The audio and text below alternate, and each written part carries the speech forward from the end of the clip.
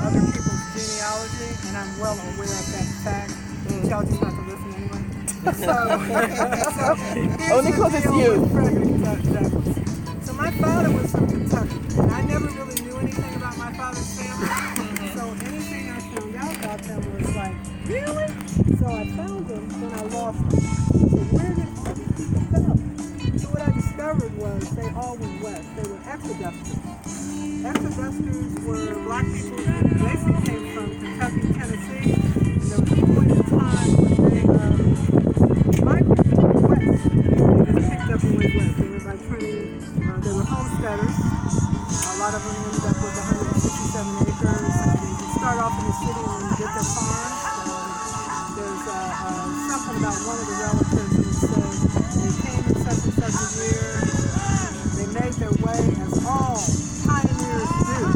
So they had a farm, they had X number of farms. One of them ends up in South Dakota with 2,000 acres, a 2,000 acre cattle farm, etc. Just to say that I found them.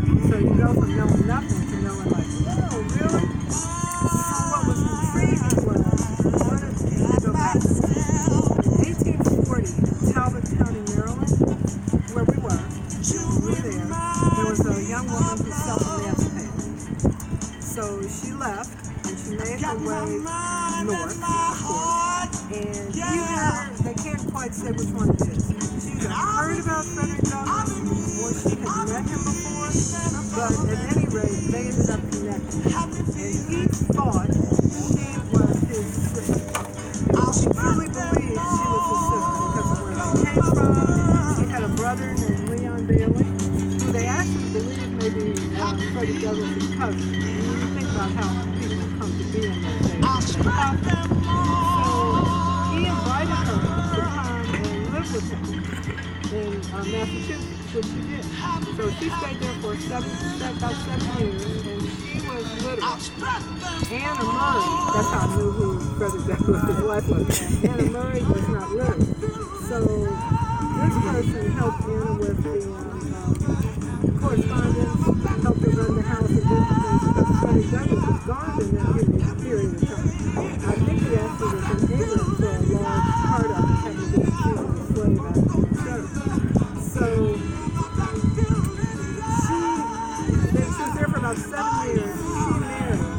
According to the story, Frederick Douglass wasn't real happy with her, so she married, and her husband was an abolitionist.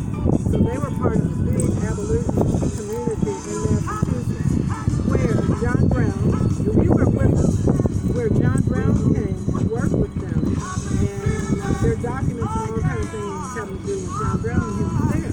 So to make a long story that could be very long, and somewhat interesting because of the work they were doing here, short. Her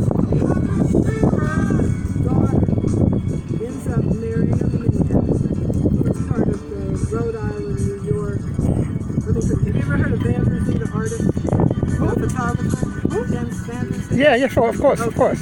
Ebony Magazine, all that kind of stuff. Her daughter marries a Vandersea. They moved to Nebraska. When they moved to Nebraska, their two daughters married my father's relative. That's a Nebraska connection. So they consider Frederick Douglass to be like Uncle Fred.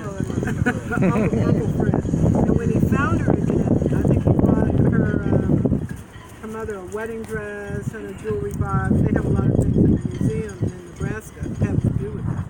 So that's why I started the tour sort of with Frederick Douglass, because people know who Frederick Douglass is. Continues live once again from the U.S. Capitol building with performances by Carol King, the Broadway cast of Beautiful, now starring Vanessa Carlton, Ayala Settle, Lee Brice, Vanessa Williams, Don West featuring Colby Calais, Yolanda Adams, and Angelica Hale, Blake Carty, The Muppets of Sesame Street. It's the Capitol Force. Thursday, July 4th, 8, 7 Central, only on PBS. When I said, he said, why are you here? I mean, why what, or whatever. And I said, because I'm related to Berta Mae Welton. Berta Mae Freeman Welton. And he said, all of our legendary racing heritage, all of our pioneering four-wheel drive experience, come together. They let you in? One amazing vehicle. Wow. You guys can look her up and This see who is she the is. GLE She's Coupe, pretty a great Mercedes-Benz woman in this SUV area who I had with the never heart heard. and She's soul the of first a race car. black woman state senator in the United States. Yeah. Super bad. Super bad. Yeah. She's super bad sister. Yeah, and that's basically what he said. He said she's just bad. Super They bad. was just bad.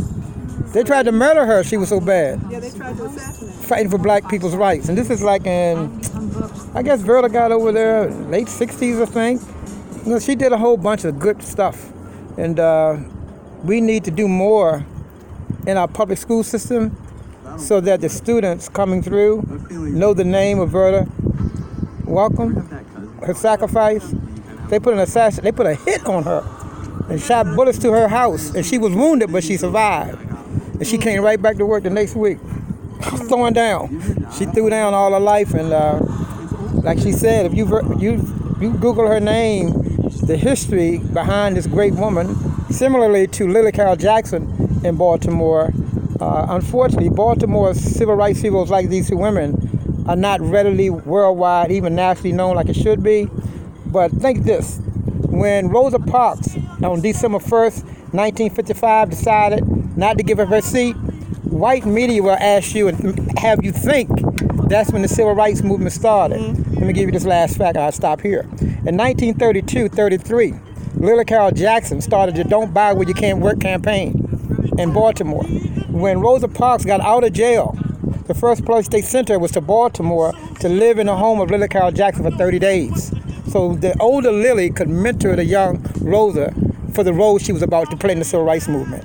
And so often what happens, families like Verda Welcome to the World, their names get overlooked. And even the name of Frederick Douglass. His name is known, but his history is not. It's not known. It's not known.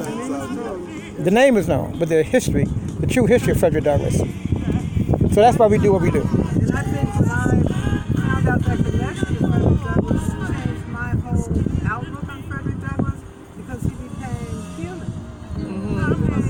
He became humanized. He was a man who would meet a woman and think that was long sister. Yeah, and take her home. You know, eventually he kind of figured out it wasn't, but just can you imagine how it must have felt? So her brother Leon, they really think he may have been related to Frederick Douglass. Half brother, stepbrother type of situation. But before that, yeah, I would do all the lyric mentoring stuff with Frederick Douglass. But I just never thought it was a person. So I have a soft spot for him now. And I'm so proud that I would have any kind of connection. Sure. Yeah, from the Kentucky people, 'cause they make fun of us like Verda May, where she came from. See, up there they call us hillbilly. And I would tell people, well, yeah, I'm from Western North Carolina. How far over they would say? I said, well, past Asheville. I mean, we're talking in the mountains, Blue Ridge. They say, oh, you a hillbilly. I turn around and say, I'm a black Ain't no hillbilly. Bill William, maybe, but not a hillbilly. And I give you an idea why the meeting of that lady, who even if she was not, but to Frederick Douglass, why it was so crucially important, as a slave boy, once you reach age 10 or so, you were sent from the farm plantation to the big house. And when he went to the big house, it was the first time that he saw his 4 siblings, 2 of which would be sold south that he would never see again. His brother Perry, and another sister he would reunite with later in life. But 2 of his siblings was lost to him due to this being sold south. Same thing with Harriet Tubman. 2 of her sisters were sold south. She never ever saw him again. And so for Douglass to meet someone who even knew that he had a sister, when you have lost, and that's what the part I talked about, being sold south, how dreadful that was. Like you're a husband and wife, and this is your daughter, and this is your son. One plantation in Alabama buys him.